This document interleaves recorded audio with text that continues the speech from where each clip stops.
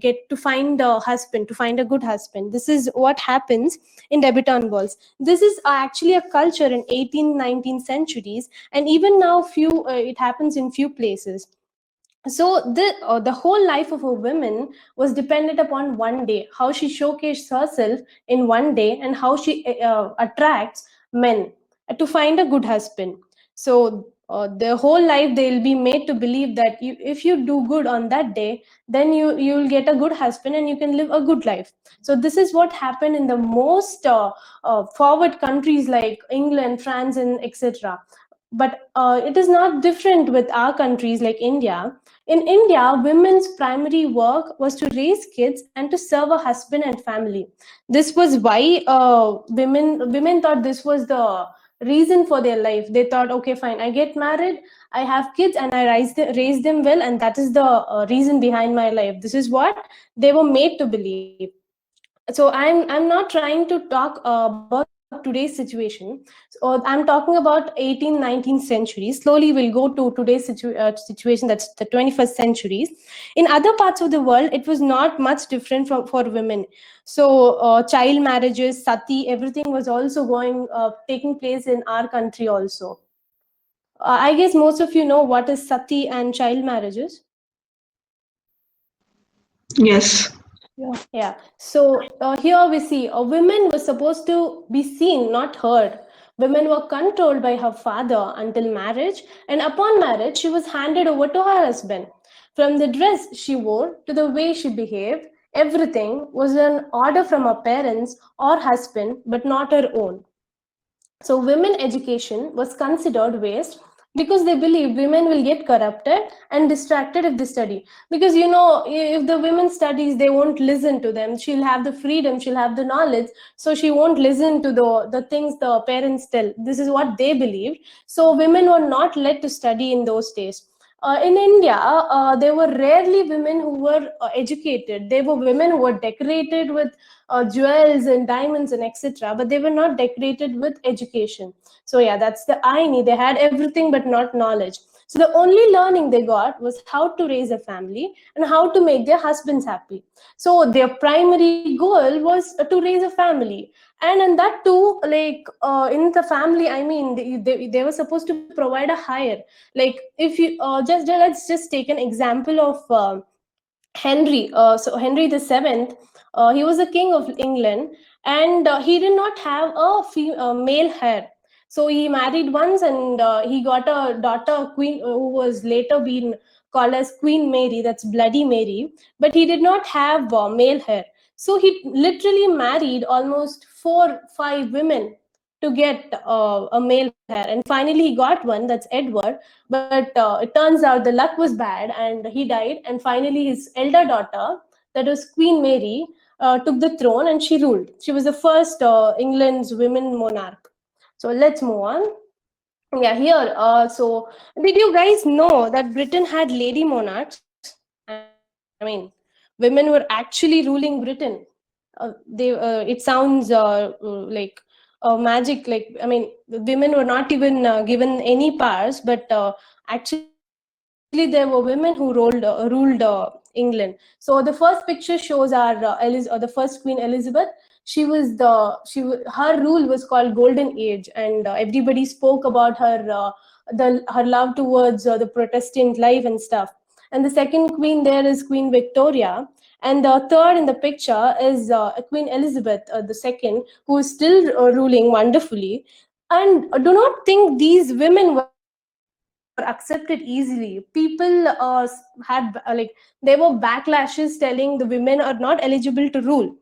I mean, they were like, okay, how can a woman rule us? Because most of us know that men were the ones who were ruling from centuries. So suddenly, when a women ruler came up, everybody went against them, but they proved them wrong. So though Britain had great women monarchs, the freedom for common women was a question.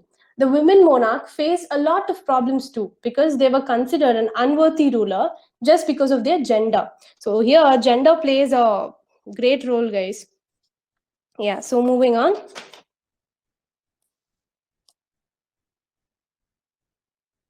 Yeah. women were afraid to showcase their talents because they would be banished. Like even if they had the talent, women wouldn't show it out because they were afraid they'll be banished. So there's this case. I don't know how many of you know. Do you guys know about Salem witch hunting? Anybody? Salem witch hunting. Okay. So yeah, Salem witch hunting. Am I audible, guys? Yes. Yeah. Yeah. So Salem witch hunting is one such incident where the witches were burnt.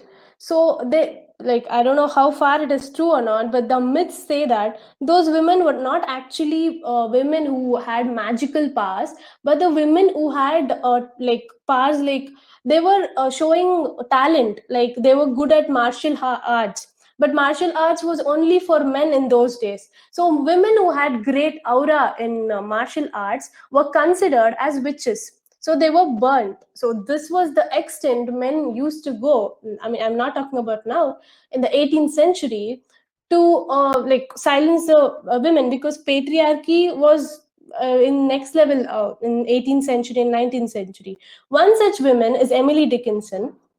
She's now very famous for her work because I mean, she was not famous that time. That was the era of Shakespeare's, Wordsworth, and all. But now we see look up to Emily Dickinson. Emily Dickinson is one of the greatest poets now, and her work was not published until she died. She was I mean, until her time was over. I mean, her work was published after her death.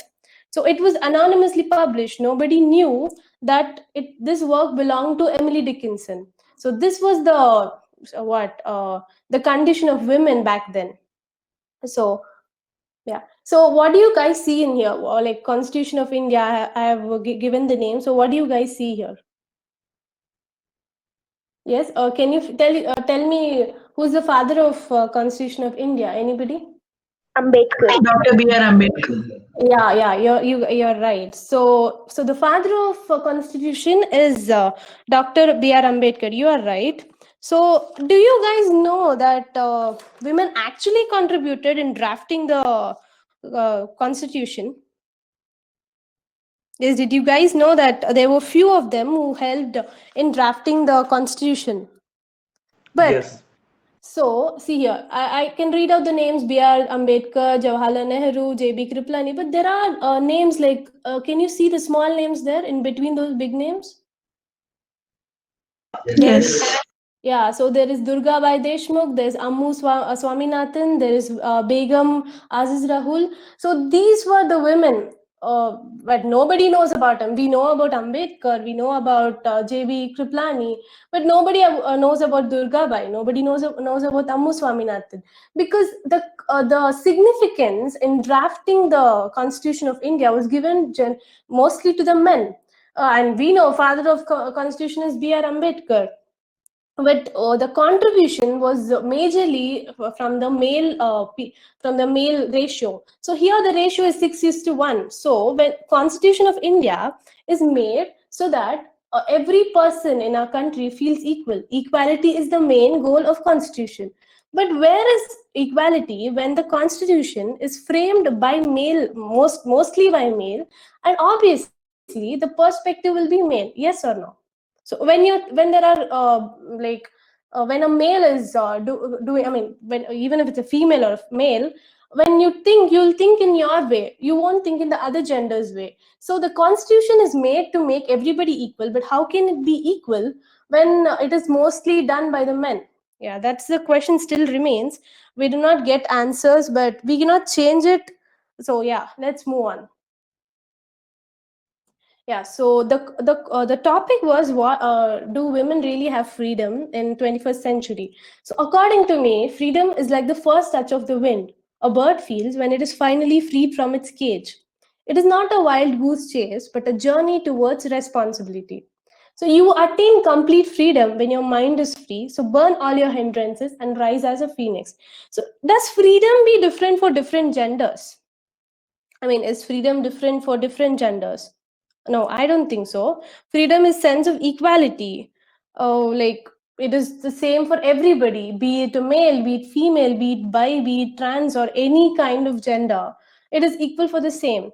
But we didn't see it as equal since like age is still 20th century, or in India though, from what 21st century we started seeing equality, and there were like scenes like feminism and stuff. So let's move on. Okay, do you really think there is complete freedom for women in 21st century? I want to ask this question to any female participant here. So do you really think there is complete freedom for women in 21st century? Anybody? Yes. Yeah, no. I can say no. Yeah, yes. That was a bold answer. Actually, you are right. Let us go dig in deep into the question, the topic. So do you guys know what actually patriarchy is? Patriarchy, the term patriarchy. Male Anybody? dominant society? Yes, I mean, that is a precise answer, but let me explain it to you. So, patriarchy is a social system in which men hold primary power and hold important roles in social, moral, and leadership. So, like the men are seen significant and the women are seen the subordinate. So, they were not never equal. That is the concept of patriarchy. So, did you know that women did not have property rights till like some 2005, I guess. I don't know. Yeah. Until 2005 something, women did not have property rights until recently. And there is this interesting case in England and the Queen's country. Would you want to hear about it? This is regarding the property rights. So let me explain. So there was this law. Do you know the like they still have lords, viscounts, earls, and stuff. So these are the names, these positions given to them. So there was a lord who had 5 daughters, no son. So he had almost like acres of land, hectares of land. But when he died, he did not have a male heir.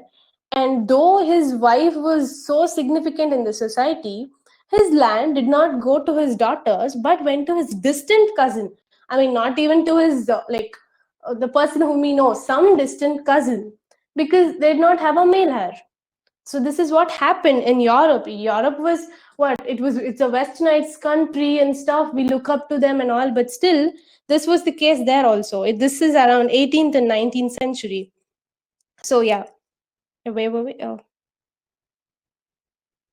Yeah, so a patriarchal society like ours gives the power of decision making to men, from the choice to study, to work, to making economic decisions, to utilization of earnings, and having a say over our body are decisions often denied to women. So yeah, this is apt, I guess. Even to study you need to ask permission, to work you need to ask permission, to make economic decisions like you have a bank account, your husband will also have a right in that if you're married. And if you like, the financial independency is still a dream for most of the women in our country. And utilizing our earnings, like our earnings, we don't have the right of on our earnings also sometimes. Yeah, so do you guys know what is female foeticide?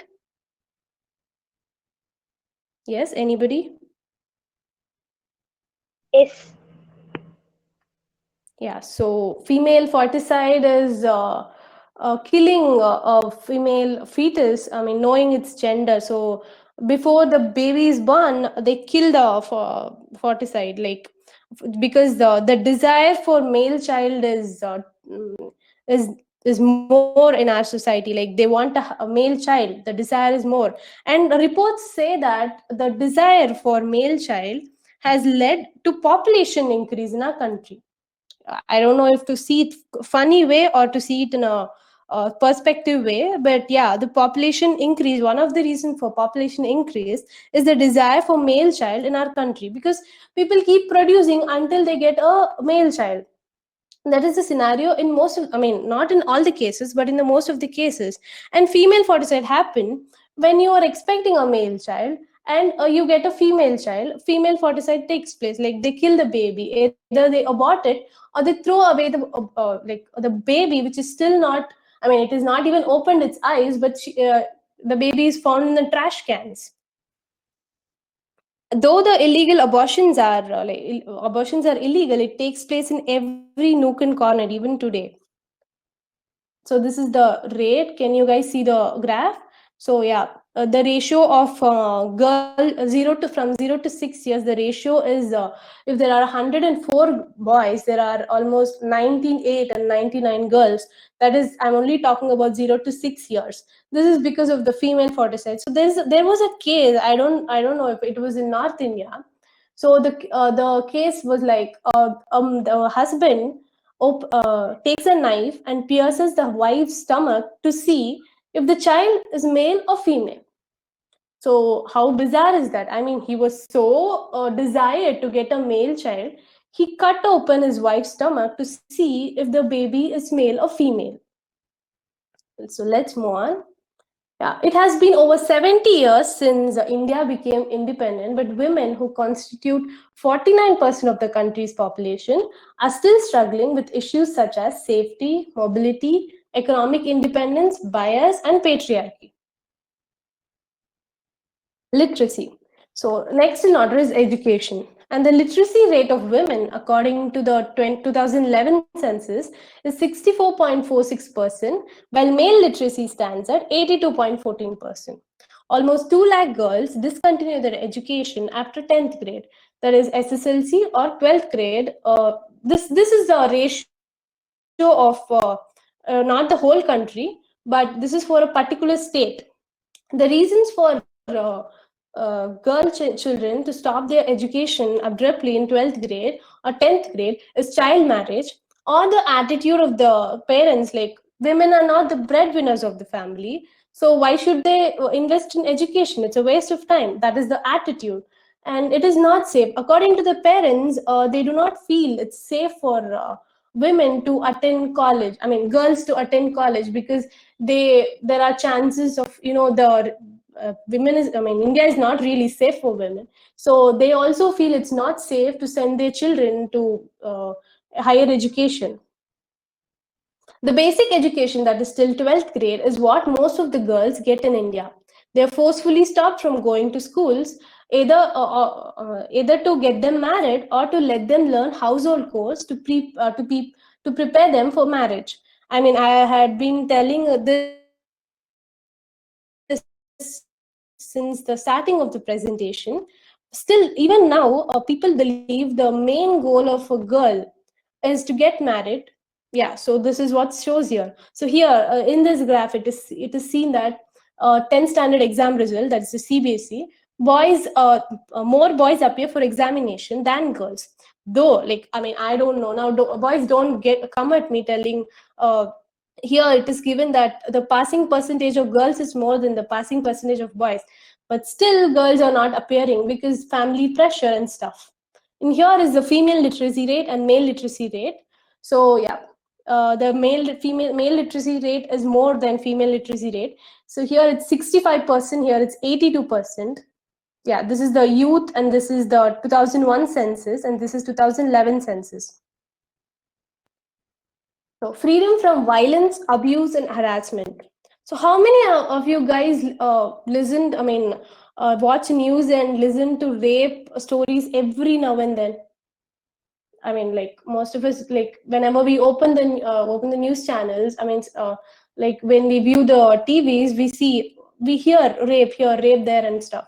So do you really think India is safe for women?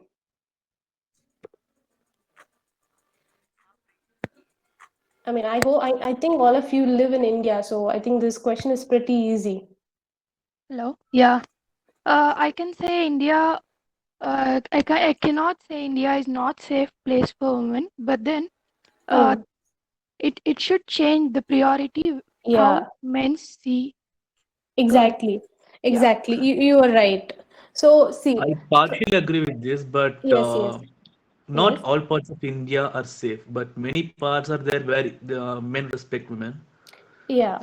It's Yeah. I can also say that it's all because of the influence where this harassment or abuse, rapes are happening. It's all because of influence. It's not just because of girls, or it's not just because of men.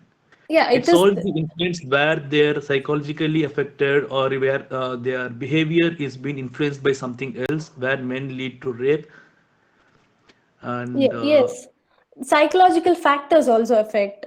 Sometimes, like, see, you're supposed India is not a place where sex education is made compulsory in schools. So the only outlet for them to know about all this is porn websites, and these porn websites have unrealistic videos, which lead the men or any society into thinking, okay, this is what it is, and that is how abuse starts. And sex education is still not compulsory in schools. So yeah, people are irrational about it. And from infants to senior citizens, India shows its women every day how unsafe they are in their homes, workplaces, and in public. I mean, this is not about men or women. This is about the safety in our country. So do you really think there is freedom for us to roam everywhere? No. But if you're a guy, you can, because I mean, you can, but still you have the problems of theft and murder. But the safety of women is less proportion than the safety of men in our country. And consent, I don't know if what consent is taught to people or not, but consent means next to nothing, and most women have no say or control over their bodies. And one more thing, I got a good answer. I would like to reply to that.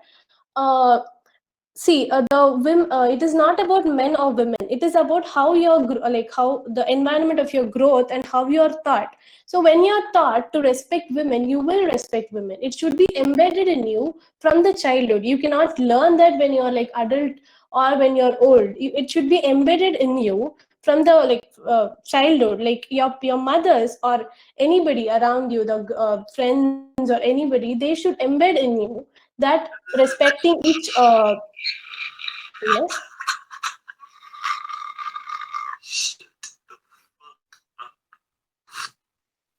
Respecting each other, that's any gender, is important. That should be embedded within the children from the from childhood. Yeah, the number of rape cases increase every day. Women in India lost the sense of safety long back. So yeah, this shows the chart, and this is 2018. The number of rape cases are 33,356, and in 2017 it is 32,559, and in 2016 it is 39,947, and in 2015 it is 34,651. These are the reported cases. I mean, like, we don't know how many unreported cases are there, because like there is a survey which says every 7 minutes there's a rape in our country. This is the situation of our country. So here there's another picture where crime against women in 2006 is seen, and the statistics are clear in front of your eyes. And there is also states with the most rape cases. Some of you said not every place is yes. Okay. Some of you said that not every place is unsafe and stuff. So this is the statistics regarding that. So let's move on. And yeah, victim blaming. So if a girl gets raped, she's blamed, not the man who did it. They blame her clothes, her behavior, why was she out at night, etc.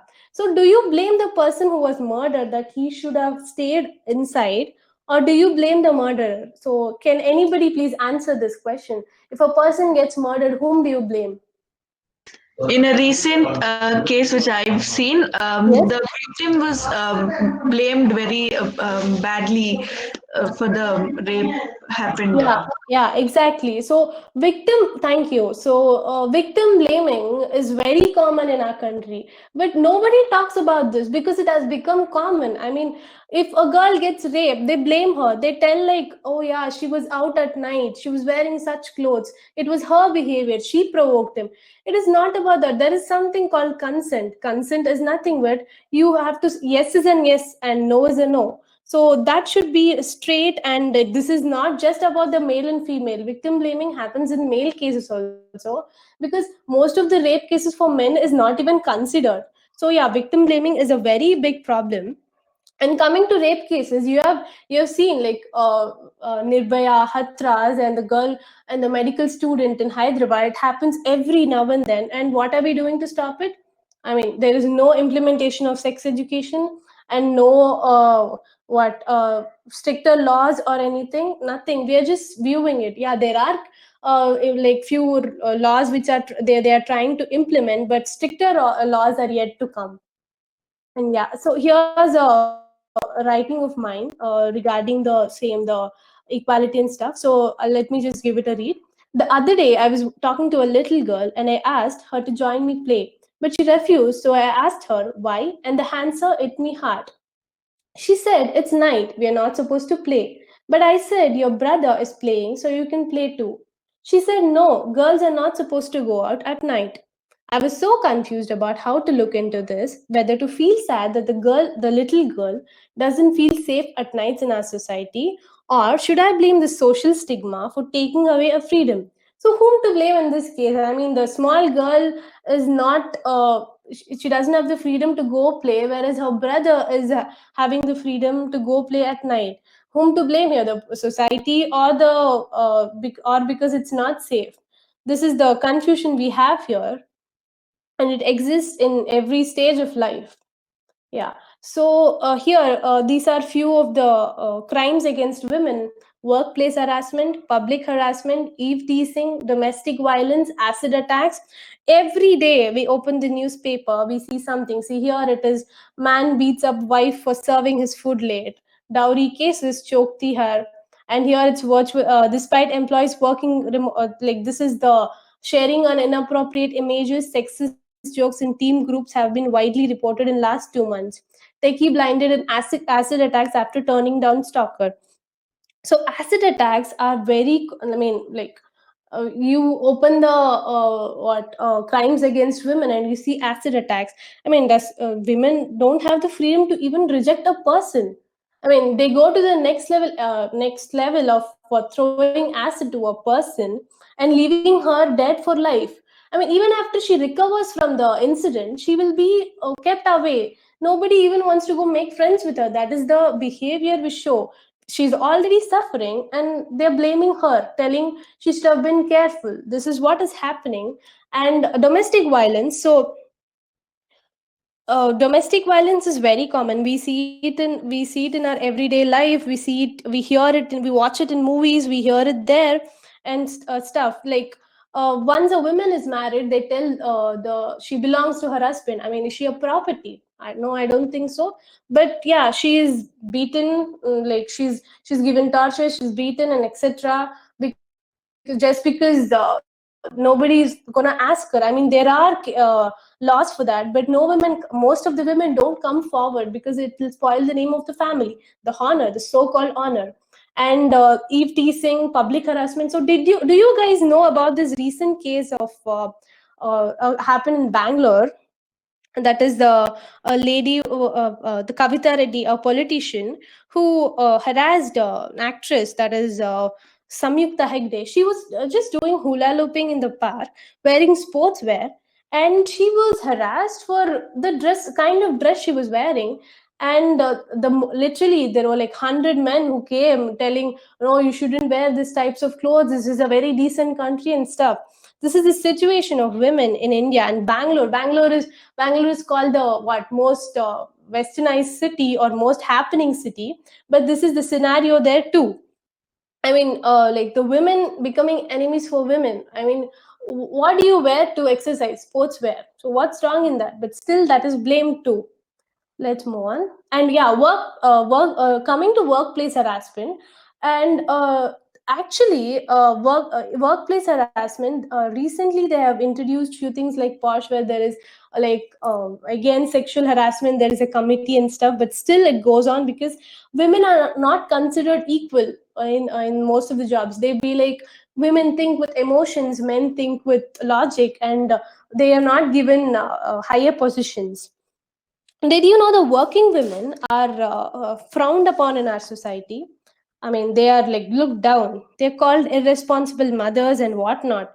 Nobody respects the personal choice of a woman On top, a working woman do the job and come back home and do household work. I mean, she should be appreciated. But what do we do? I mean, not we in the sense of society. The blames are telling, okay, she's not a good mom. Why can't she stay home? What is the need of working and stuff? We give her names. So, okay, these are a few questions we should ask ourselves regarding the freedom of women in 21st century. That is, can a woman walk alone at night? Is she safe? No, I don't think so. She should be accompanied by a male. Sometimes even that's not the case. Like in the case of Nirbhaya, she had a male friend with her, but still that ill fate happened to her. Can she safely do late night jobs? No, I don't think so. So the constant fear remains in her. Okay, I'm night in the I'm a night. It's night. I'm alone. Might be people and stuff. We've seen like the rape cases in the news and stuff. So obviously she'll have the constant fear. Can she reject someone's proposal if she doesn't like him?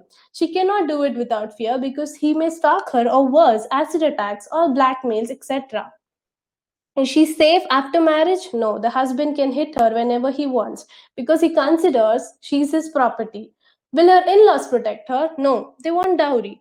I mean, dowry is actually again is illegal, but do you really think it's totally eradicated? No, it still exists in most of the households, and it is covered up because of so-called honor of the family. Gender pay gap. So if she fights all the odds and make it to the independent life, then there comes gender pay gap. So like the gender pay gap or gender wage gap is the average difference between the remuneration for men and women who are working. Women are generally considered to be paid less than men. The study states that women are mostly not considered by most organizations for higher positions as they feel they're not capable. There is this bizarre saying that is, women think with emotions, but men with logic. So the so-called patriarchal society feels women cannot handle higher positions because they are driven by emotions. I mean, I don't know if this is scientifically proven, but yeah, the women's there is nothing like women drive with emotions, but this is just the patriarchal society statement so that they stay in upper roles. And yeah. Then we have rampant mansplaining, sexist jokes on WhatsApp, on wives, and remark that belittle women. Even movies like 𝗥cie𝗁𝗿𝗁 𝗠, how many of you watched the movie Arjun Reddy?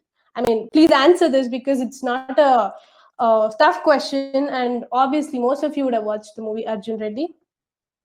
Yeah. Yes. Yeah, so yeah, most of you have watched, right? So how many of you think Arjun Reddy movie is a really great movie with nice actions and stuff? I mean, do you like the movie? No. Okay, actually, but there was a hype for this movie when it was released, and it was remade in Hindi also with the name Kabir Singh. This movie glorifies the act of physical violence. I'm not only talking about the boyfriend hitting the girlfriend, I'm talking about the girl hitting the boy also. Here, the physical violence is romanticized, and it is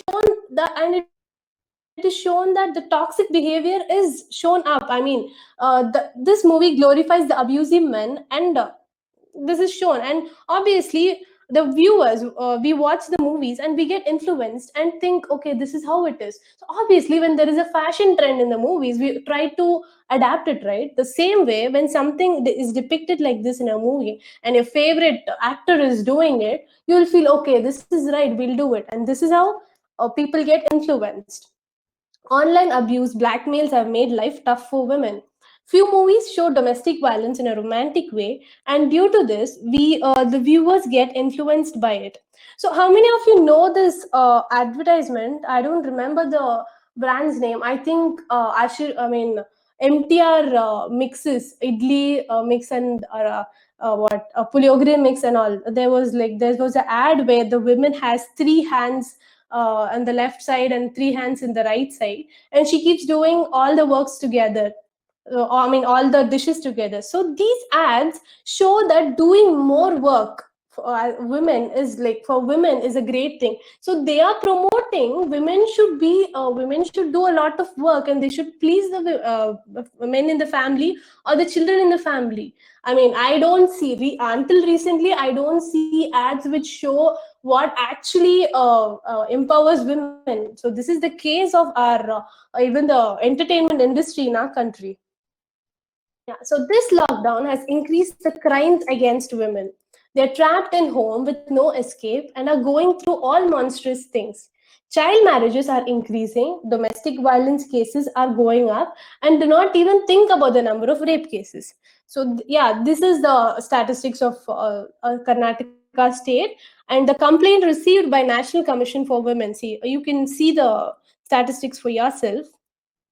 The number of cases, they don't have a place to escape. I mean, they're locked up in the houses. Domestic violence is increasing, and number of muted rape cases where they cannot report because it's one of their family member and etc. is also happening. So yeah, this lockdown has affected this situation also more. So how do generally people dress? They dress how they feel. Yes, okay. So why do we I mean, why do we dress beautifully? We dress how we feel, right? That is how we are supposed to dress. But in the case of women, most women, it is not like that. Their dress depend upon the transport mode. I mean, you can't wear the dress you want if it's a little revealing in bus stop. I mean, if you're traveling through bus, because you get creepy gazes from the people, be it women. I mean, I'm not blaming men here, I'm talking about the women too. They keep looking at you, and you'll obviously feel uncomfortable, and you cover it up wearing a jacket or anything, something else. And the time of the day, whether it's night or day, you can't go wearing whatever you want at the time at night, because people will again come and tell you got raped because you were wearing such clothes in such time, and with whom they are and other stuffs. Oh, and they should dress according to how the neighbor auntie feels. I mean, she'll obviously comment on you. She should dress in a way that should avoid those creepy glances from men give. I mean, women are the worst enemy for women is a statement which we keep hearing. And this continues because women are judged for everything. Not only women, men are also judged. But in the case of women, if she doesn't get married at a particular age, her life is meaningless. And if she's single, it is meaningless. And if she's a single mother, then she's totally frowned upon. I mean, like if she's a single mother, I mean, mother should be like, how will she manage? Yeah, it is tough to manage, but she's doing her work. And if she remains unmarried for life, I'm like, oh my god, she's what, wasting her life. That is the kind of comments we receive. So what happens when you go tell your parents that you got a job? Obviously they'll be happy, brackets, most of the cases. But this is not the case with everyone's parents. They say women don't work. Anyway, we are there to look after you. After marriage, your husband will look after you. This is the statements which most of the women get to hear. And women in most cases do not have the freedom to choose their life partner. Okay, so how many of you have watched the movie series 𝗪 கதைகள்? It is released in Netflix. Yeah, I watched it. Yeah, so the main theme of the what is the main theme of the 𝗪 கதைகள்? உங்களுக்கு என்ன புரிஞ்சுது அந்த சீரிஸை பார்த்து? Yes, the person who answered. Yeah, it is to explain how how the old culture in Tamil Nadu, some of the Yeah, stories you're have right. been explained. Yeah. So see, in this series, they show the honor of the family depends upon the women. So whatever women does, it'll either make the name of the family, or like it'll drop the name of the family. So in most places in our country, the honor of the family depends upon the females of the household. So they're restricted from wearing the clothes they like. They won't let girls work because it affects the name of the family. They won't let them go for higher studies because anyways they will be married off, and finding husband for a independent women is tough. So if they beat all the odds and make it, there will be inequality in workplace and workplace harassment. Yeah. So The picture has been grim and will continue to remain so unless we tackle this problem head on. So the silver lining right now is that women are slowly and steadily taking charge and trying to be the agents of change for themselves and other women. From trying to support their dreams and finding networks to help achieve them, breaking glasses ceilings and leading by example, women across villages, towns, cities, and metros are more determined than ever to be financially independent. It is this desire for financial independence and penetration of technology that will probably help women to get where they want to be. Yeah, so I do not think women have freedom in 21st century. There is still a long way to go. Yeah, thank you for your time, guys.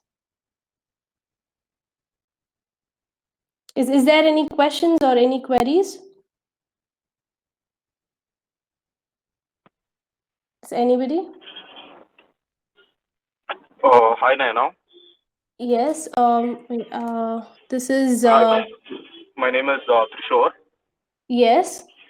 So, very first of all, thank you for this very knowledgeable and interactive session from you. Yeah, thank you. So, I just wanted to ask. So, can you give us some kind of implements wherein we could try our hand in lifting up the women empowerment or any other cases like this? Can you give us some examples or some parts wherein we could provide our inputs towards the society and towards women and try to develop their own, or you Yes, say yes. their own? Yeah, Yes, so can you see, give us some inputs on that? yes, very good question, Trishore. So, what men can do to make women feel better and to uplift them is that give, give them equality. I mean, treat them how you treat like your gender people. I mean, don't see them inferior and make them feel safe. I mean, it's not your job to make them feel safe, but still, they should be able to gain sense of security. I mean, most of the women don't feel secure around random stranger men. So if you're able to make them feel safe, that is more than enough. And if you see them as competition rather than showing pity on them, oh, she's a woman, she made it up till here, it will be great because when you see them equally, they also get that motivation and the moral to go forward. Yeah, that is what you can do. And teaching your friends and whom you know, telling that when they are harassing a women or when they are harassing the people, the female colleagues or anything, telling them no, this is not right, is also a very simple step which will have great impact. And thank you for the question. Yes, so thank you for that. And I would also like to put up some words right now. I Yes, don't know yes, if it's a platform or what. yes, So yes. basically, Sure. what I think about the situation right now is, we need the society to be at par with this. What we are doing right now, we need the society also to put in a hand Yes, towards this. yes.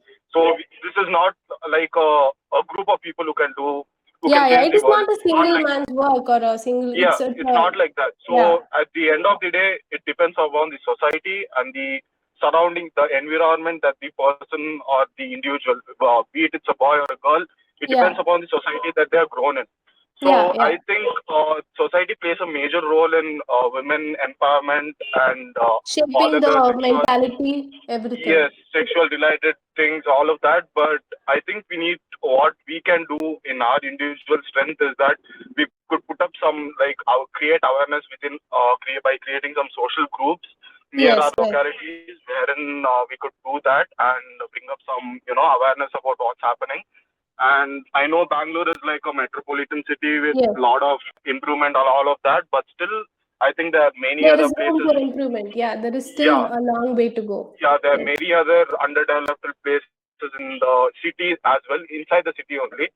So yeah, I think if we could try to bring up some awareness using social media as a case, and also social groups, NGOs.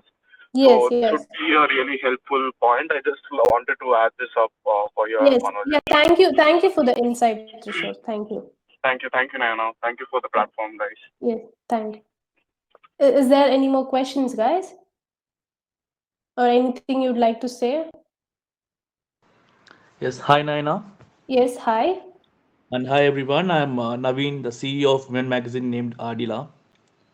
Yes, go So on. this presentation was really good, where you started from the 17th century and ended in Yes, 21st century. yes, So now, yeah, as you said, there's a long way to go, but in this 21st century or in future also, like since this technology has developed, we all have started sharing our emotions through social media or through yes, technology rather than sharing our emotions face to face. yes, yes.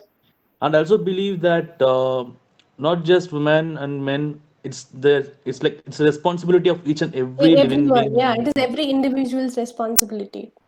Yeah, as even the previous speaker, I think Trisha or someone, right? Yes, I yes. think what he told was really good because like it's a It's a, responsibility of a group, yeah, it's a responsibility of a community. It's not a single it's a man's job or united single stand, woman's not a job. single move. Yeah, yeah. Go on. Exactly. So what I would like to say is that each and like it's not just a parents who should teach the boy how to behave. It's not about the Hmm. parents teaching girl how to behave. All those things. Even if they teach good things,